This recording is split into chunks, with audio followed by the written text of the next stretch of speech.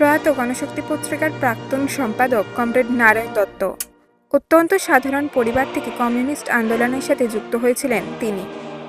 অভাবের মধ্যেই পার্টির আদর্শ সংগ্রামের পথ ধরে নিজের জীবন পরিচালিত করেছিলেন।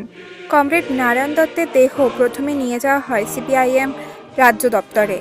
সেখানে তার দেহে মাল্যদান করেন সিপিআইএম নেতৃবৃন্দ। সিপিআইএম রাজ্য দপ্তর মুজাফফর আহমেদ ভবনে তার দেহে রক্ত পতাকা তুলে দেন প্রবীণ সিপিআইএম নেতা বিমান বসু সহ সিপিআইএম নেতৃবৃন্দ। তারপর কমরেড নারায়ণ দত্তের দেহ নিয়ে আসা হয় গণশক্তি ভবনে। সেখানে থেকে শ্রদ্ধা জানান বিমান বসু, শ্রীদেব ভট্টাচার্য, সুজন চক্রবর্তী, শ্রমিক লাহিড়ী সহ গণশক্তির কর্মীরা।